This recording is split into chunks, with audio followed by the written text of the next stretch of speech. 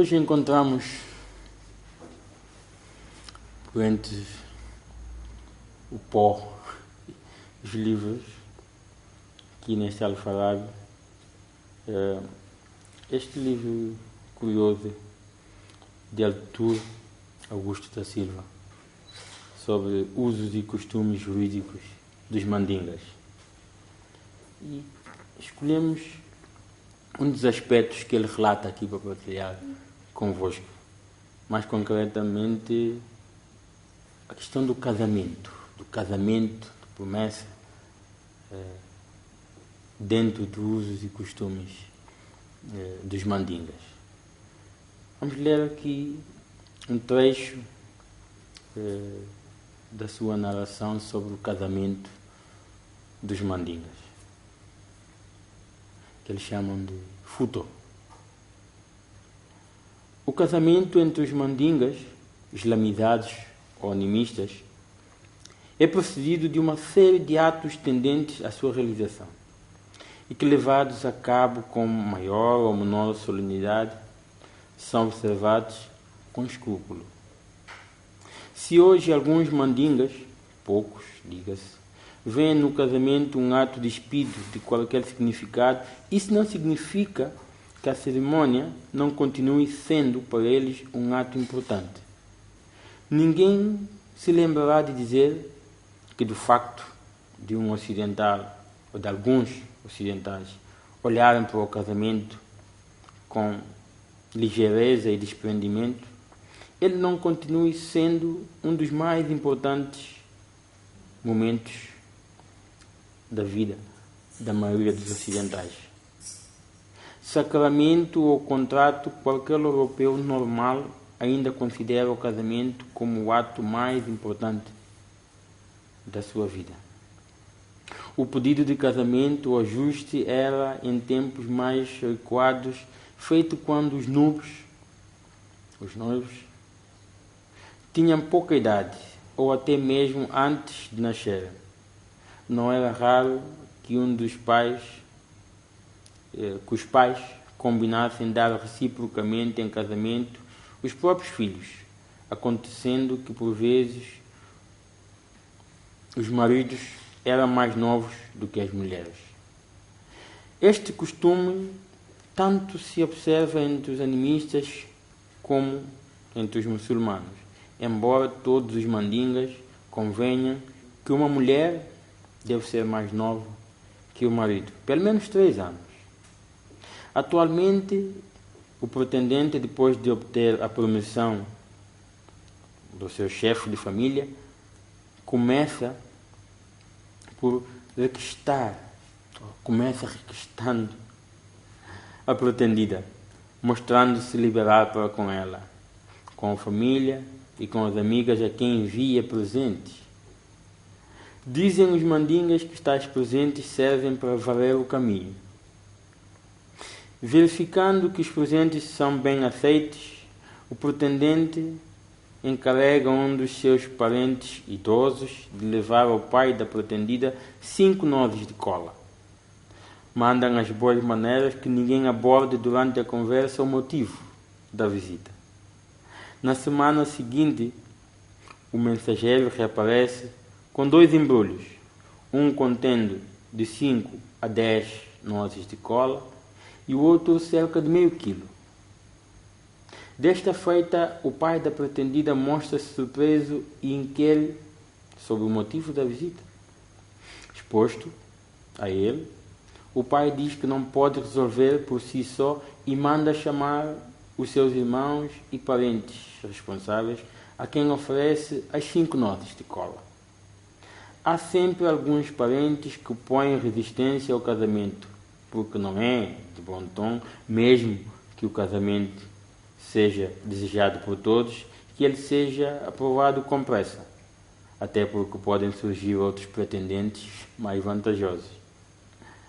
Sem ter obtido uma resposta, o enviado regressa a dar conta da sua incumbência. 2 dias depois, o novo enviado, em nome do chefe da família do noivo, leva 10 nozes de cola que significam um pedido oficial.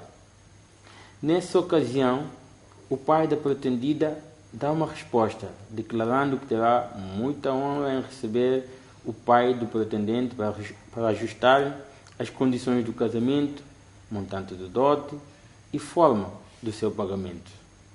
Note-se que a palavra dote é aqui usada unicamente por comodidade, pois em verdadeira técnica não se trata de um dote, mas sim de uma retribuição à família da noiva pela perda de um elemento de trabalho.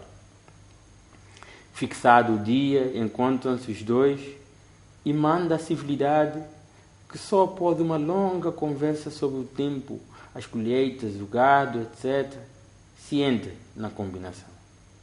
Estabelecido o montante certo do dote, de 1 até 20 vacas, o noivo deve enviar ao futuro sogro uma guilada, aquelas camisas brancas grandes, um barrete e uns calções, e para a sogra um pano ou lenços de cabeça. A comunicação oficial do ajuste deve ser feita na povoação da pretendida, para onde em dia determinado o pretendente se dirige com alguns amigos, levando um carneiro para ser abatido na sua presença, e todos comem. O dote pode ser pago imediatamente ou em prestações, às vezes durante vários anos, e é sempre entregue ao pai ou, na sua falta, ao tutor. Além do gado ou da prestação em dinheiro, fica o noivo restrito a prestar a prestação de determinados serviços graciosos à família da noiva, como sejam ajudá-la na manha das terras. Entre os animistas, é comum que a prestação de serviço se estenda a todos os familiares do noivo que possam herdar deste, e mais especialmente aos irmãos, para quem a perspectiva do livrato impõe uma forte ajuda na consecução do casamento. Dentro dos mandingas animistas e nos mais aferrados à tradição, usa-se ainda nas vésperas do casamento, cerca de um mês antes, presentear o pai da noiva com um saco de sal, mais ou menos 10 quilos, 20 nozes de cola, 50 escudos ou 4 galinhas e cerca de 5 quilos de arroz.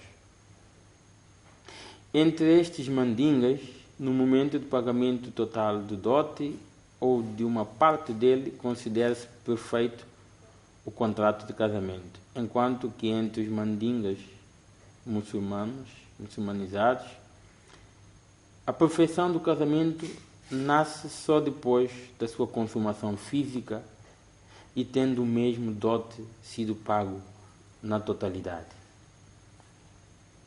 Assinalamos que a primeira distinção entre casamento e mancébia reside no pagamento ou não pagamento do dote.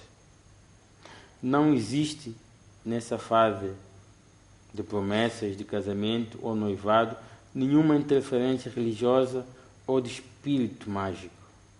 Deve notar-se que o que ficou dito se refere à fase preliminar do casamento, porque no caso dos momianos, que têm concubinas, a estas se aplica o exposto.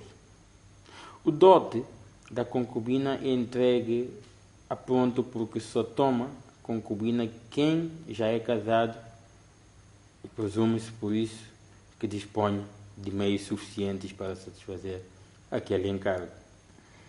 Como entre os não muçulmanos não existe qualquer proibição de casar com mais de 4 mulheres, segue-se que um animista pode ter o mesmo número de mulheres que as suas posses permitam e que ele queira. O casamento sem dote não é, em princípio, válido, a menos que a mulher pertença à família, ou seja, desamparada e esteja a cargo da família do pretendente. Vimos já supra quais os impedimentos do casamento proveniente do parentesco ou da afinidade. Vamos agora refletir as condições para a celebração válida de um casamento. Mas isso fica para o próximo vídeo ou para a vossa investigação. Nasce aqui a curiosidade sobre o casamento da etnia mandinga. E é muito interessante, venha investigar. Há muito mais coisas nesta obra. Não se refere só ao casamento, mas a todos os usos e costumes jurídicos da etnia mandinga. Aqui da etnia mandinga, Fula, Bijagós, entre outros. Está aqui um espaço para proporcionar essas possibilidades de investigação.